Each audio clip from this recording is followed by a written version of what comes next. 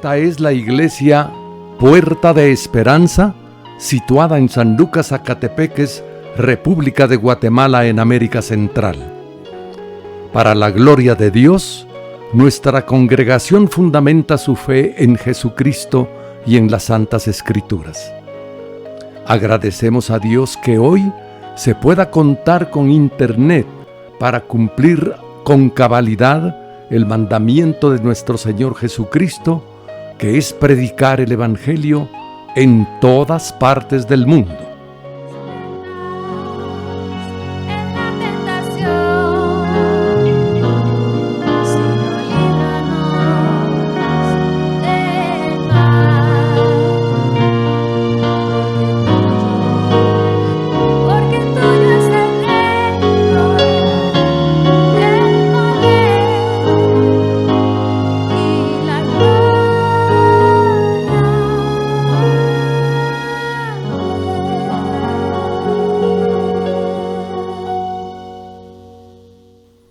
Con mucho agrado, ofrecemos hoy la prédica de nuestro pastor general, el licenciado Gustavo Adolfo Bonilla.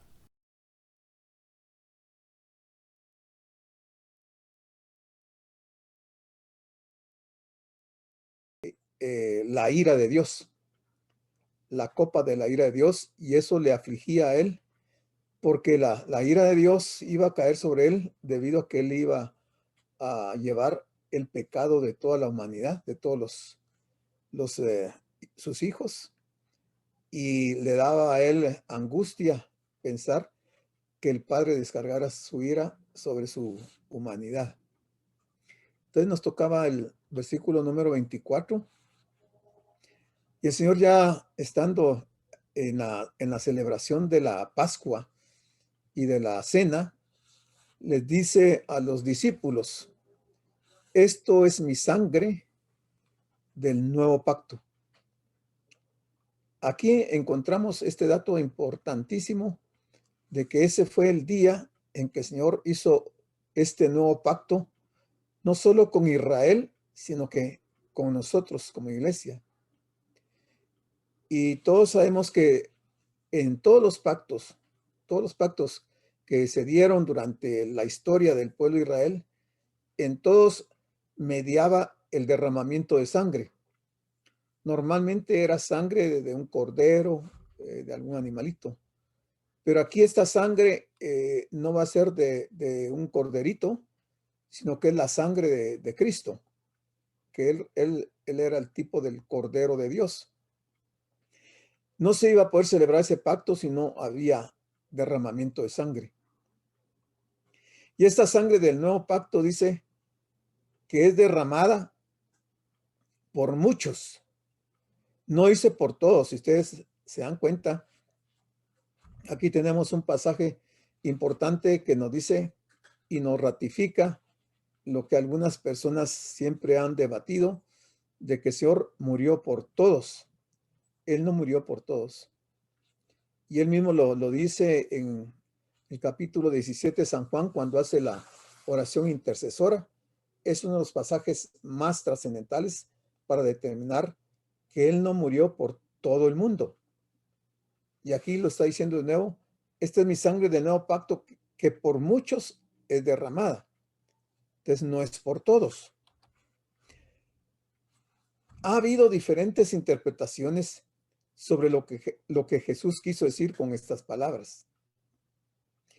Aquí hay dos preguntas. Por ejemplo, dice: ¿debemos entender esas palabras como que el pan y el vino eran símbolos de su cuerpo y sangre? ¿O tal vez que de alguna manera se transformaban en su cuerpo y sangre? La primera parte es la correcta. Que esa sangre es símbolo de su cuerpo, la copa es símbolo de su sangre, y que el pan es símbolo de su cuerpo, pero son símbolos. No es que el cuerpo de él y su sangre sufrieran una transformación, como lo dicen los católicos, de que se da en ese momento la transubstanciación, o sea que la hostia que comen y la copa del vino se transforman en ese momento literalmente en el cuerpo y la sangre del Señor. Eso no es así. Eso está mal entendido y lo aclaramos el miércoles anterior. Esa es la primera pregunta. La segunda es, ¿en qué sentido está presente Cristo en la Santa Cena? Son preguntas interesantes porque si nosotros tratamos de responder esta pregunta, creo que nos vendrían una serie de respuestas o interpretaciones. ¿En qué sentido está presente Cristo en la Santa Cena? Está presente figurativamente en los elementos de la Santa Cena, tanto en la copa como en el pan. Ese es, digamos, el sentido. No debemos olvidar que en aquel momento estaban celebrando la fiesta de la Pascua. O sea, el Señor le estaba poniendo término, punto final, a esa fiesta que celebraban los judíos de la Pascua. Y que todo lo que ahí había eran símbolos que servían para recordar o conmemorar la Pascua que sus antepasados habían celebrado antes de salir de Egipto. O sea, la instrucción que se había dado al pueblo de Israel cuando salió de Egipto era que comieran un cordero, ¿se recuerdan? Y lo tenían que comer apresuradamente y salir de Egipto. Entonces, por más de 1500 años ellos estuvieron comiendo un cordero que prefiguraba al Hijo de Dios, a Jesús. Y aquí finalmente se da el momento en que el Cordero de Dios va a ser sacrificado, ya no un corderito, sino que el mismo Señor. Y entonces se le va a poner fin a la Pascua. Por otra parte, la Pascua recordaba la liberación del pueblo de Israel del cautiverio, de la esclavitud en Egipto.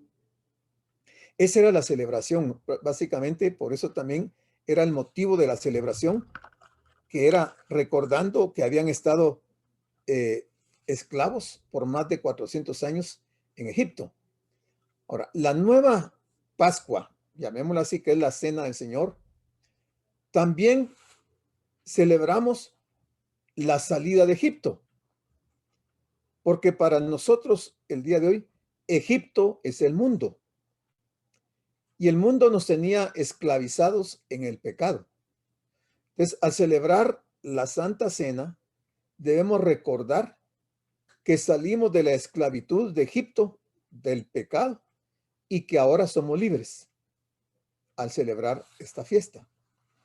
Además, la sola idea de comer literalmente el cuerpo y la sangre de Jesús habría resultado absurda para la razón y repugnante para la experiencia, que fue la forma en que lo entendieron los judíos de ese tiempo. Pensaron que ellos tenían que comerse el cuerpo del Señor y beber su sangre.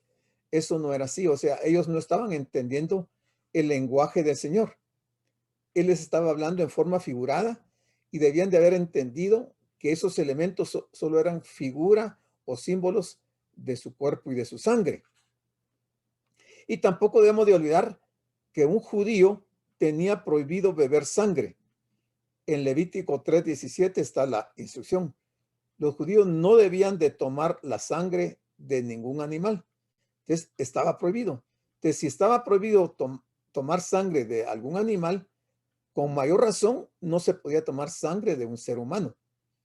Pero ellos no estaban entendiendo en ese momento lo que el Señor les estaba diciendo. En aquella noche, ese jueves, Cristo estaba presente entre ellos. Literalmente Él estaba ahí. Por lo que necesariamente entendieron que al referirse al pan y el vino como su cuerpo y su sangre, tuvieron que interpretarlo como un símbolo o una figura de Él. Los apóstoles, los 12 que estaban ahí en el aposento alto.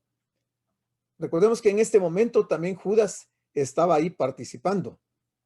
Todavía no había salido del aposento alto para ir a reunirse con los sacerdotes. Tampoco debemos olvidar que la salvación y todos los beneficios de la gracia de Dios nos son dados por la fe en Cristo y en su obra en la cruz. La salvación y la gracia son por la fe en Cristo y en su obra en la cruz, y no por comer pan o beber vino. La salvación no viene por comer el pan y tomar del vino. La salvación es esa gracia que Dios nos ha dado, que nos ha dado la fe en Jesucristo y su obra en la cruz. Cuando en otra ocasión Jesús dijo, el que come mi carne y bebe mi sangre, tiene vida eterna, está en Juan 6:54, algunos se escandalizaron de estas palabras porque las interpretaron literalmente. Eso había pasado en el ministerio, durante el ministerio del Señor.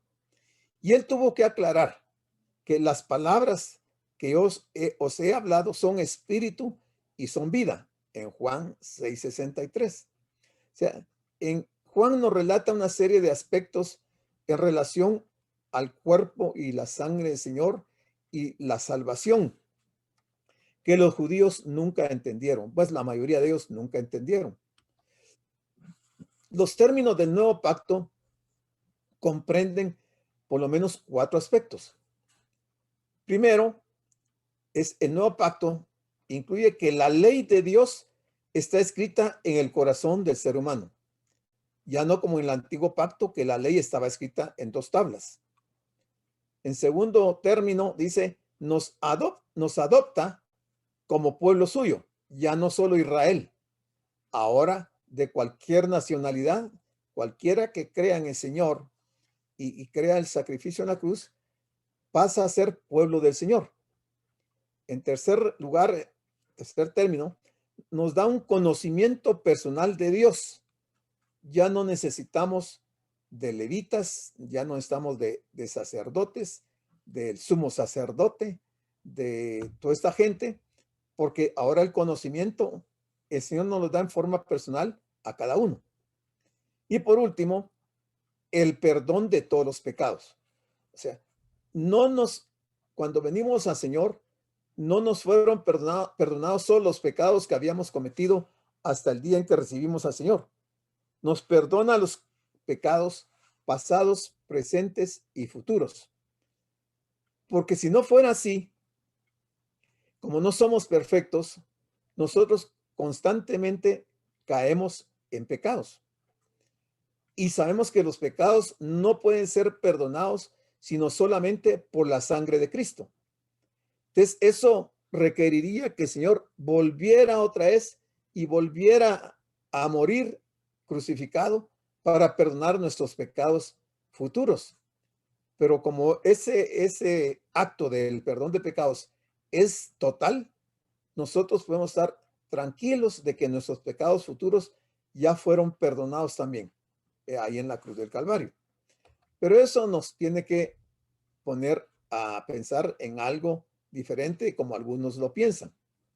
Por ejemplo, en Hebreos 8:12 dice, porque seré propicio a sus injusticias y nunca más me acordaré de sus pecados y de sus iniquidades. Nunca más me acordaré. O sea, el Señor no se acuerda de todos nuestros pecados, no porque no tenga la capacidad de acordarse, sino que Él a propósito no se acuerda, no quiere acordarse de todo eso. A pesar de que Dios ha escrito su ley en nuestros corazones, aún así a veces caemos en el pecado. Por esta razón, esta última cláusula del pacto nos trae un profundo alivio. Esto de que todos los pecados han sido perdonados. Algunos han interpretado que esta gracia del perdón de pecados, esta gracia ilimitada de Dios, hacia los creyentes parece abrirles la puerta para pecar y hacer lo que les venga en gana.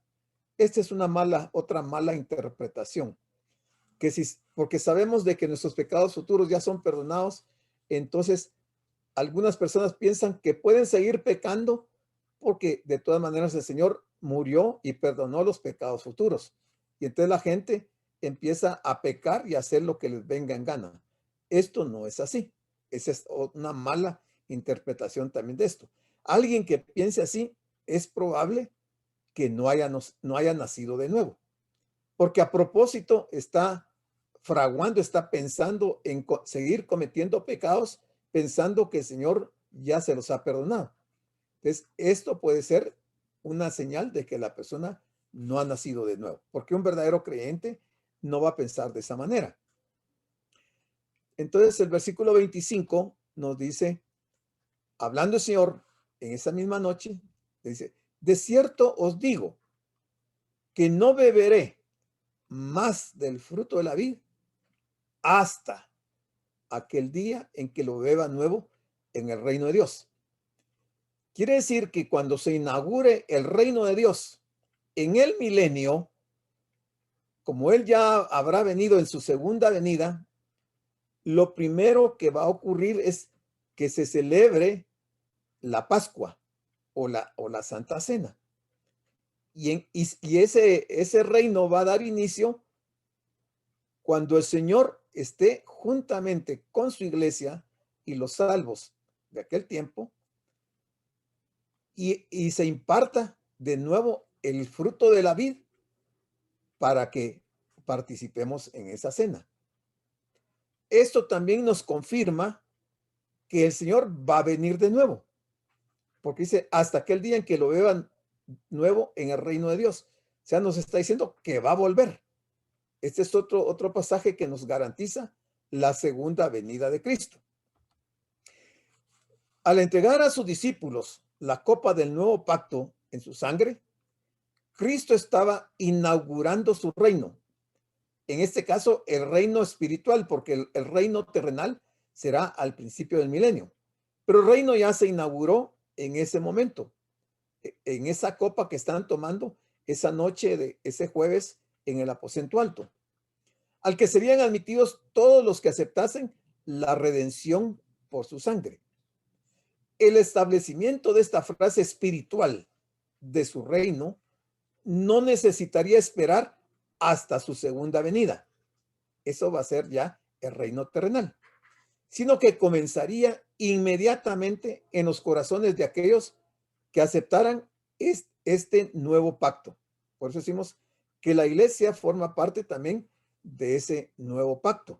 Y entonces las condiciones que vimos de ese pacto se van a dar para todos los creyentes, ¿verdad? Todos aquellos que han creído, que hemos creído en el Señor y que estaremos con Él en el reino, inaugurando el reino terrenal.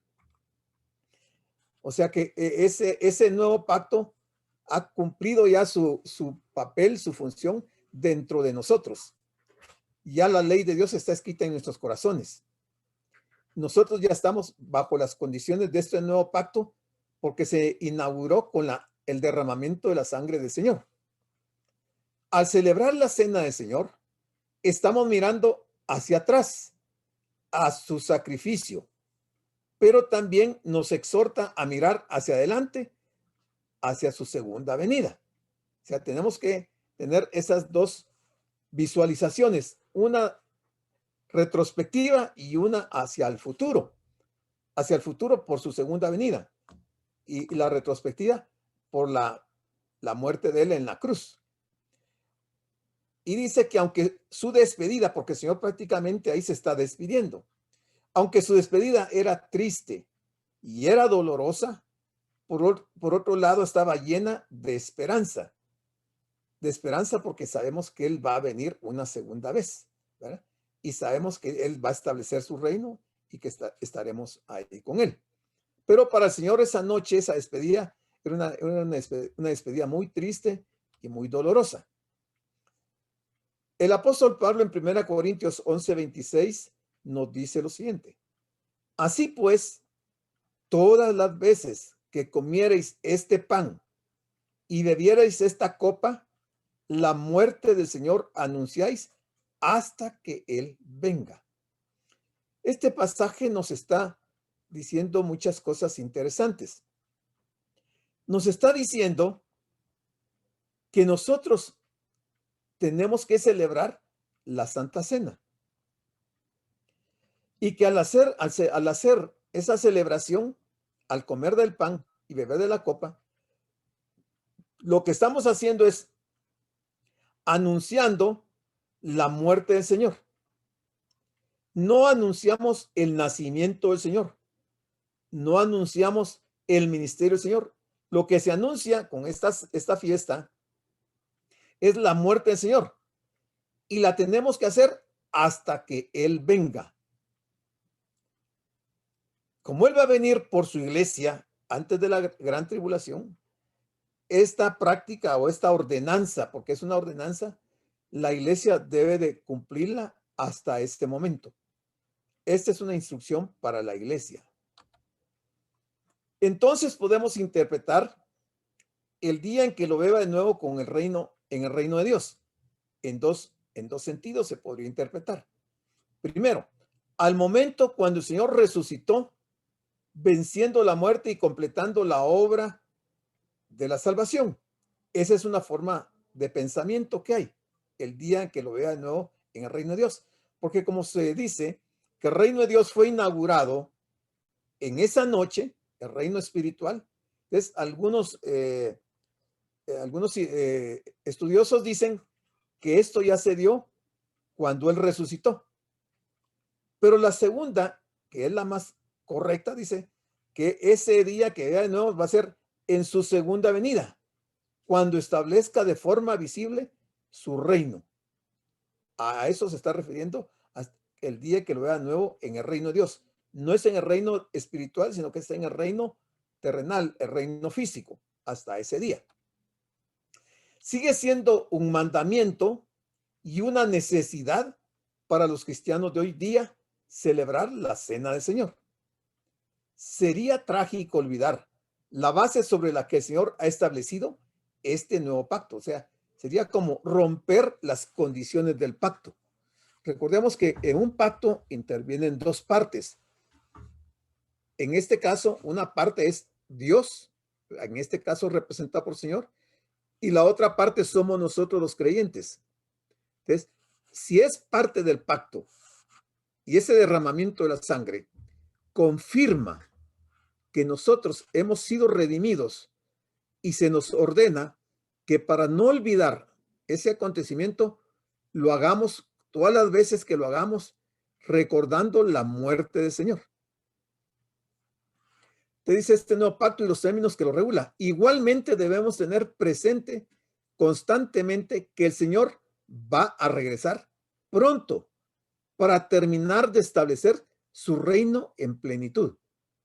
Porque si bien es cierto que ya el reino del Señor ya está en este mundo y nosotros somos parte de ese reino en sentido espiritual, tiene que darse la segunda parte de establecer físicamente su reino y de esa manera la plenitud de este pacto va a ser realizada en ese momento. Pasó todo esto, comieron del pan, bebieron de la copa. En ese momento, Judas se retiró del aposento alto. Judas ya no participó en lo que dice el versículo 26. Dice, cuando hubieron cantado el himno, salieron al monte de los olivos. Entonces Judas ya se había ido a informar a los sacerdotes que el Señor iba a ir a ese lugar, porque Judas sabía que el Señor constantemente, casi frecuentemente, estaba en el monte de los olivos, específicamente en el huerto del Getsemaní. Ahí se retiraba él a orar. Entonces él sabía que el Señor iba a ir a ese lugar y se fue para ir a negociar la venta del Señor. El himno que cantaron, lo cantaron todos. Lo cantó el Señor y lo cantaron los 11 discípulos que habían quedado.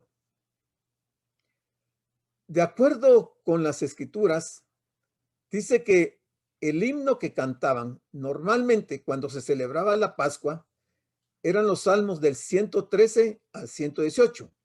Son 6 salmos. Parece ser que 2 salmos se cantaban al principio de la Pascua, otros 2 a la mitad de la Pascua y los últimos 2 al final de la Pascua. Entonces aquí está relatando y se recuerdan que se tomaban 3 copas de vino. Entonces aquí están cantando el himno 117 y 118, que son los 2 últimos. Y básicamente el 118 es el que tiene más simbolismo con respecto a la fiesta de la Pascua. Entonces, el Señor cantó también el himno. Esto nos pone a pensar cómo sería la voz del Señor, cómo haber sido oír al Señor cantando.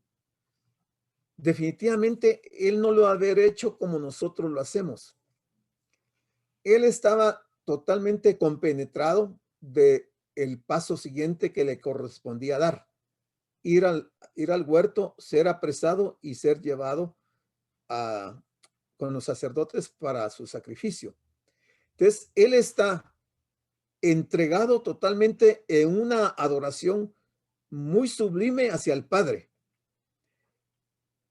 Esas palabras de ese himno que salieron de la boca del Señor fueron muy impactantes para los discípulos, porque jamás alguien había cantado como el Señor cantó esa noche, porque Él lo hizo con todo el sentimiento y con conocimiento de lo que le esperaba. Entonces se fueron al Monte de los Olivos. Normalmente nosotros no pensamos que Jesús cantaba, salvo este pasaje, es el único pasaje donde encontramos que Él cantó, pero Él sí cantaba. Él elevaba su voz en adoración y culto a Dios el Padre. Haber sido algo maravilloso oírlo, ¿verdad? ¿Cómo ha de haber sonado su voz? El timbre de su voz, ¿cómo sería? Él cantaba más que con su voz. Él levantaba todo su corazón, su alma y espíritu en alabanza y adoración al Padre.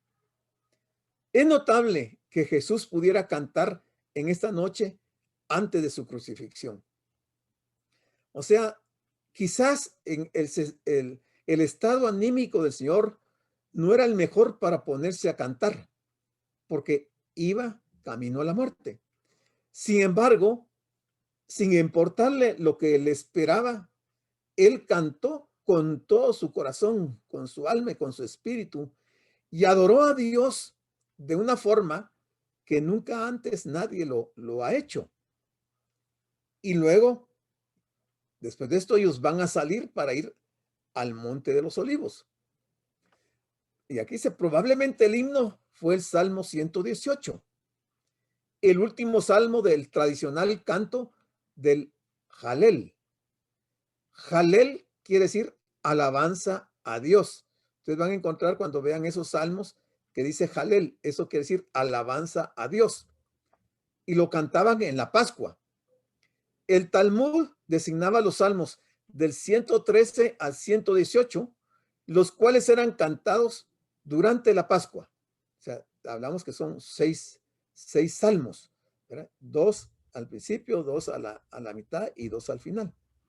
Entonces se cantaron 6 salmos esa noche de la última cena, de la última Pascua. Jesús se demoró con ellos en el aposento alto con un objetivo bien definido, que Marcos no nos lo cuenta, pero que lo encontramos en el Evangelio de Juan. Y él se demoró en ese maravilloso discurso que les dio y la oración en Juan de 14 al 17, capítulos 14 al 17. Todo lo que está descrito en el capítulo 14 al 17, Marcos no lo tiene.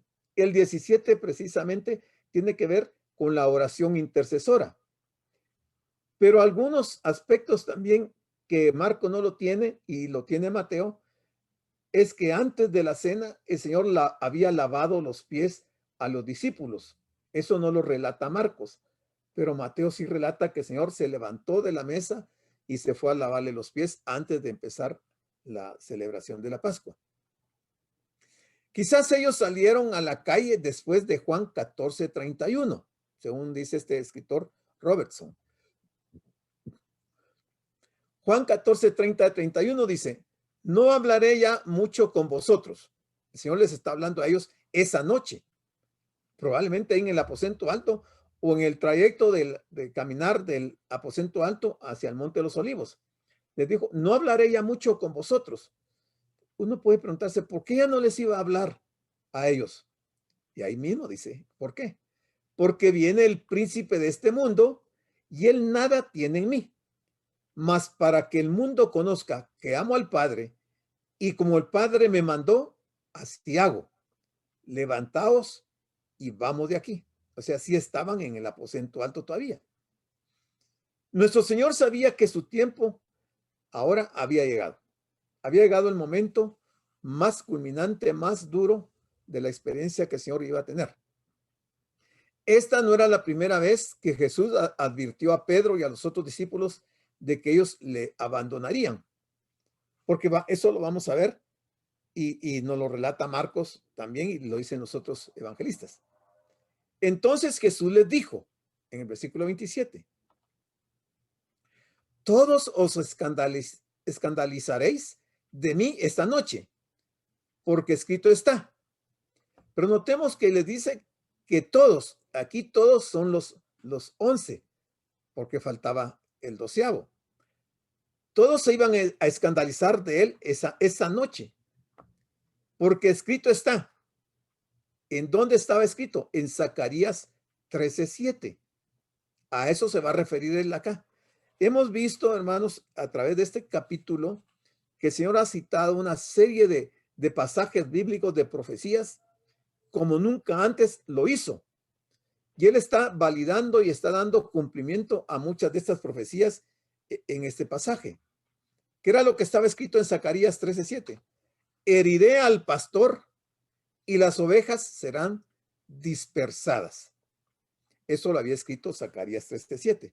Pero veamos algo más de Zacarías, qué es lo que Zacarías ha dicho, porque casi siempre hablamos de que Isaías, que Jeremías, que Daniel, que Ezequiel, todos estos profetas hablaron mucho con respecto al ministerio del Señor y dieron profecías importantes. Pero Zacarías también hace su aporte y da muchas profecías. Las citas de Zacarías en su contexto original tienen como tema, primero, el establecimiento del reino mesiánico y el liderazgo dentro de Israel. Eso lo habla Zacarías. Segundo, también habla de la entrada de Jesús en Jerusalén, que es anunciada por Zacarías. Está en Zacarías 9:9 y aquí lo vemos en Marcos 11, del 1 al 11. Tercero, habla Zacarías o profetiza sobre salvar a su pueblo por medio de la sangre del pacto, que es Zacarías 9:11 y que lo dice Marcos en el capítulo 14, versículo 24.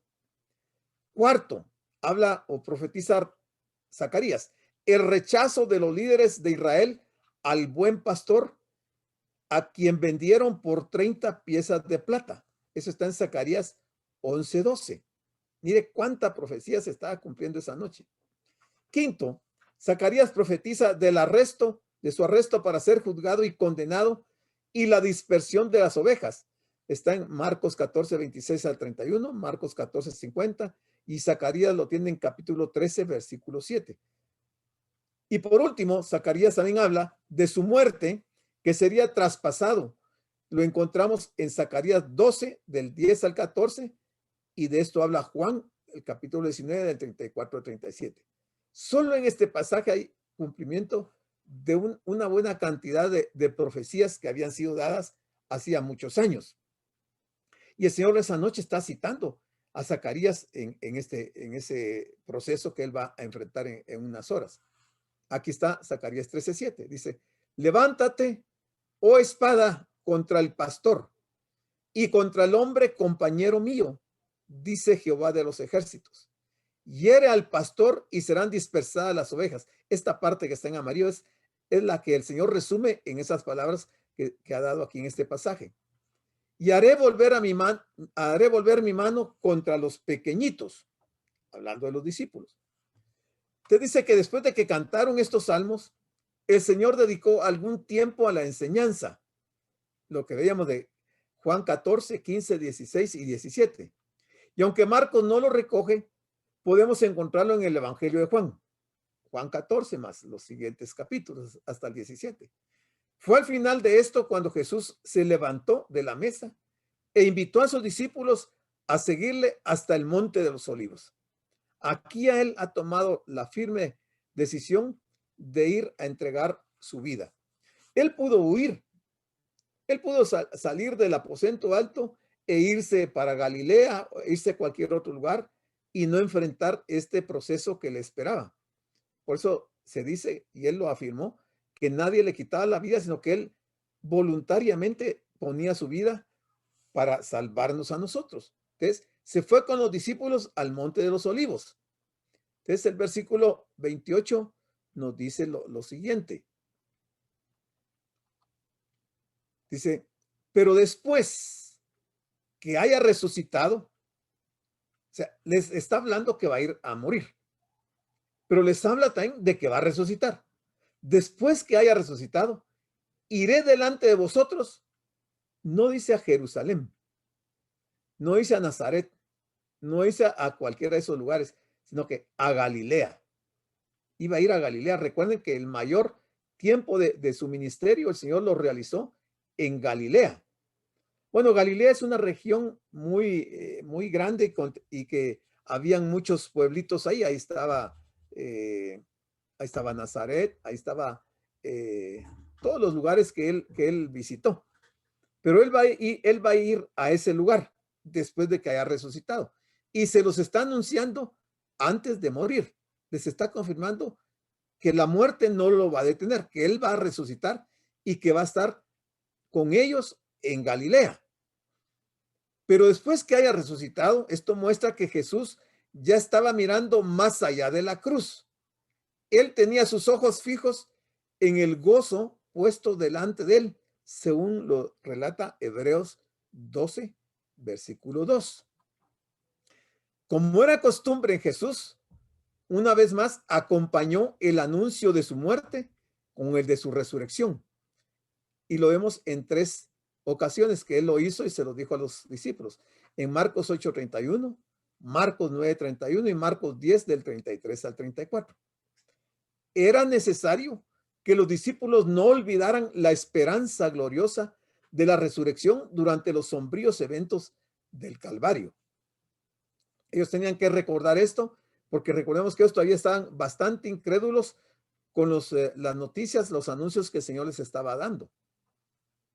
También les estaba dando instrucciones precisas de lo que deberían hacer después de su muerte, porque le dice, después de que haya resucitado, iré delante de vosotros a Galilea. O sea, ellos tenían que irse a Galilea, no quedarse en Jerusalén, sino que irse a Galilea, porque ahí el Señor los iba a visitar. Aunque parece que fue necesario volvérselo a recordar más tarde por medio de unos ángeles, según Marcos 16, versículo 7. Ahí se los vuelve a decir, ya el Señor resucitado. De alguna manera, el Señor estaba actuando como el buen pastor que va delante de sus ovejas. Recordemos que normalmente el pastor no iba detrás de las ovejas, el pastor siempre iba delante de las ovejas y las ovejas seguían al pastor. Entonces, de esa misma manera, él iba a ir delante a Galilea y los discípulos le seguirían, indicando el camino cuando atraviesan por el valle de sombra de muertes, según dice el Salmo 23:4. Además, es el buen pastor que reúne nuevamente a las ovejas que han quedado esparcidas, porque todos iban a ser esparcidos. Esa noche todos huyeron, todos se fueron a sus casas, a diferentes lugares, por los acontecimientos que se estaban dando y la crucifixión del Señor. Probablemente este encuentro en Galilea se prolongó durante 40 días hasta la ascensión de Cristo. Y fue en ese periodo de tiempo donde el Señor les pudo volver a enseñar muchas de las cosas que ya les había dicho, lo que junto con la presencia del Espíritu Santo en sus vidas les proveyó del poder con el que comenzaron su ministerio público después de la ascensión del Señor. Después de esta estancia en Galilea, Jesús y los apóstoles regresaron a Jerusalén. Hasta entonces regresaron a Jerusalén, desde donde el Señor ascendió al cielo. Eso está en Hechos 1, del 10 al 12. Ahí él, delante de ellos, fue recibido en el cielo, dice, y se fue junto con los ángeles. Entonces Pedro aquí interviene en esta conversación, en esta plática que el Señor les está dando. Entonces Pedro le dijo, aunque todos se escandalicen, yo no. No cabe duda que Pedro no se conocía a sí mismo. Él no sabía de lo que era capaz.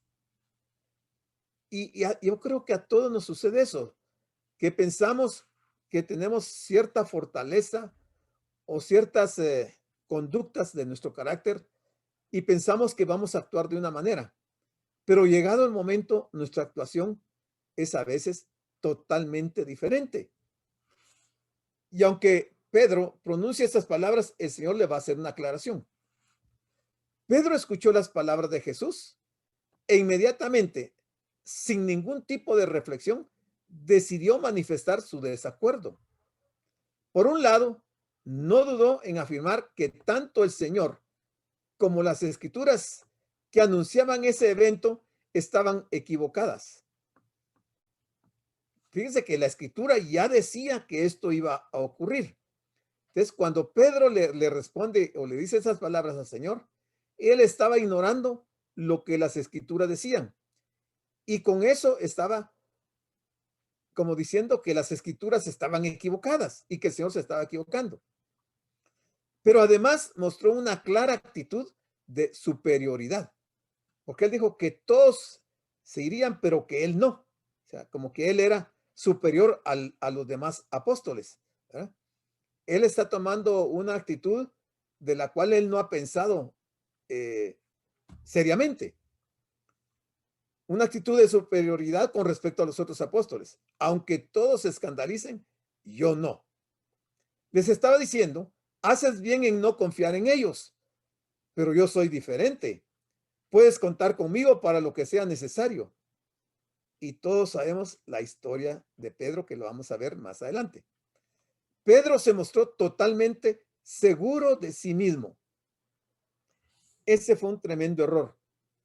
Los otros discípulos, pues de alguna manera, fueron arrastrados en alguna forma de este tipo de pensamiento, pero nosotros debemos de reflexionar, hermanos, y pensar antes de hablar, saber qué es lo que las escrituras dicen, qué es lo que la profecía dice, porque en algún momento podríamos nosotros estar actuando como Pedro, negando o haciendo que las escrituras están equivocadas, porque no relacionamos muchas veces las profecías con nuestras acciones. El hecho de que estemos agradecidos al Señor por todo lo que Él ha hecho por nosotros y de que por lo tanto estemos resueltos a amarlo, esto por sí solo no bastará para que le sigamos como debemos. Porque muchas veces decimos, no, yo no voy a pecar. Cuando nos damos cuenta que alguien cayó en un pecado serio, nosotros decimos, bueno, eso lo hizo él, pero yo no lo voy a hacer. Yo no voy a caer en ese pecado. Estamos hablando igual que Pedro. Satanás es Satanás. Que tiene poder. Y puede influir en nosotros por muchas convicciones que tengamos, por mucho amor que sintamos por el Señor. Eso no es suficiente, porque Satanás nos va a hacer quedar en ridículo, nos va a hacer quedar muy mal. Vamos a lucir mal delante de los hermanos. Muchas veces nos ocurre como al apóstol Pedro. Quedamos por sentado que con suficiente determinación, empeño y esfuerzo, podremos arreglárnoslas por nuestra cuenta para vencer nuestros pecados y conseguir el nivel de santidad que Dios quiere de nosotros. Cuidado, aquí tenemos que tener mucho cuidado.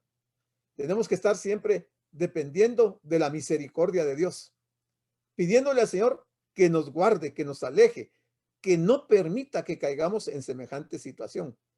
Pero cuando estamos confiando en nosotros mismos, cuando creemos que somos autosuficientes y que no necesitamos del Señor, a la vuelta de la esquina cometemos los errores garrafales que ofenden al Señor.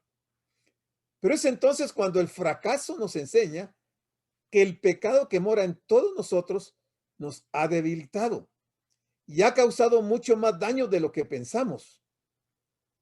Por eso, cuando dependemos únicamente de nosotros mismos, todo se echa a perder rápidamente. No podemos confiar en nosotros mismos. Somos volubles. Cambiamos de forma de pensar de la noche a la mañana. Miren cuántos casos tenemos de personas que le han dado las espaldas al Señor y que habían estado por 10, 15, 20 o 40 años sirviendo al Señor y de repente los vemos que le han dado las espaldas al Señor. O sea, no podemos confiar en nosotros mismos.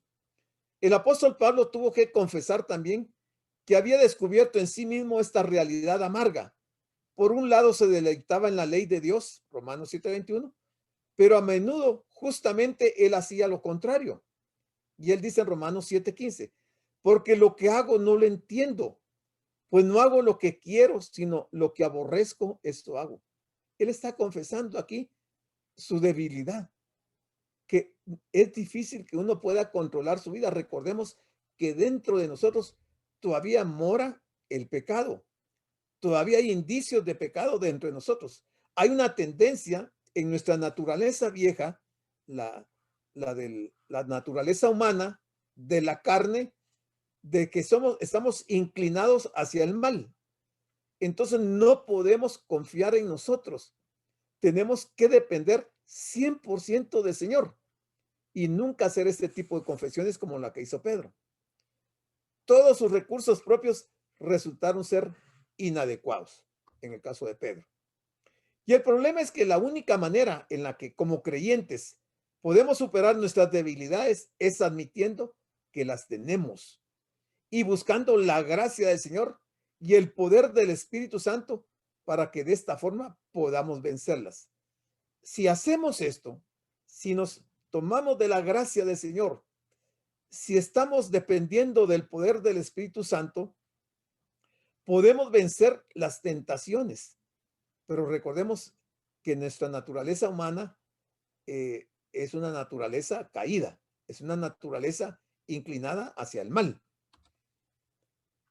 Qué diferente hubiera sido si en respuesta a lo que Jesús le anunció, hubiera dicho, Señor, me cuesta creer que yo soy un hombre así, pero si es cierto que tengo tal debilidad, sálvame del acto horrible que dices que voy a cometer. Esto hubiera sido, o algo similar hubiera sido las palabras de que Pedro le hubiera dicho al Señor, pero él no, él aseveró, él confirmó de que todos lo iban a abandonar, menos él, y él fue el primero en abandonar al Señor. Si hubiese dicho esto, el Señor Jesús le habría liberado de su inminente caída. Estaba a la vuelta de la esquina el fracaso de Pedro. Proverbios 16:18 dice, antes del quebrantamiento es la soberbia y antes de la caída, la altivez de espíritu. Hermanos, los proverbios son muy sabios. Debiéramos de considerarlos seriamente. Yo me propuse este año de enviarles todos los días algunos textos de los proverbios y arranqué con el proverbio 1 y así he ido para que tengamos a la mano todos los días como una cápsula de lo que dicen proverbios. Pero el proverbio 28-26 dice, el que confía en su propio corazón es necio. Primera de Corintios 10:12 dice, así que el que piensa estar firme, mire que no caiga. Mire estos son solo algunos ejemplos de pasajes que nos hablan en contra de nuestra autoconfianza, de lo que nosotros podemos hacer. Jesús acababa de anunciar, primero, la traición de Judas. Segundo, que los discípulos se escandalizarían de él. Y tercero, que Pedro le negaría 3 veces. Se los había dicho claramente esa noche. Entonces, en el versículo 30, le dijo Jesús a Pedro, de cierto te digo, que tú hoy, en esta noche, antes que el gallo haya cantado 2 veces, me negarás 3 veces. Aquí hay un dato curioso y solo Marcos anuncia que el gallo cante 2 veces. En los otros evangelios solo dice que cuando el gallo cante, se entiende que es una vez, pero Marcos agrega que son 2 veces, que eso fue lo que Jesús dijo. De cierto te digo que tú, o sea, Pedro, ese mismo día, esa misma noche, hoy, en esta noche, antes de que el gallo haya cantado 2 veces, me negarás 3 veces. Todos sabemos que los gallos cantan en la noche. ¿A qué horas cree usted que canta el gallo? ¿A las 11? ¿A las 10? ¿A la 1? ¿A las 2? ¿A las 4? ¿A las 5? ¿A las 6? ¿A qué horas canta el gallo? La señal era bien clara. Por ejemplo, En Israel, y creo que es en todo el mundo, el gallo canta a las 3 de la madrugada. A esa hora empiezan los gallos a cantar. Entonces quería decir que cuando dieran las 3 de la madrugada, Pedro estaría negando 3 veces al Señor. Se lo dijo claramente. Y Pedro no lo entiende. Pedro, a pesar de su proclamación de que él nunca se escandalizaría, que nunca fracasaría en lo que él pensaba que era su área fuerte, porque él pensaba que esa área fuerte para él era importante. Por medio de esta solemne advertencia, Jesús le dio a Pedro una oportunidad de poner atención y considerar a su propia debilidad. Tristemente fue una oportunidad para Pedro que no tomó. Fue sincero, pero no conocía su propia debilidad. Es que nosotros mismos no nos conocemos a profundidad, hermanos. Nosotros creemos conocernos, pero realmente hay áreas de nuestra vida que no las conocemos hasta que llegue el momento de que demostremos lo contrario.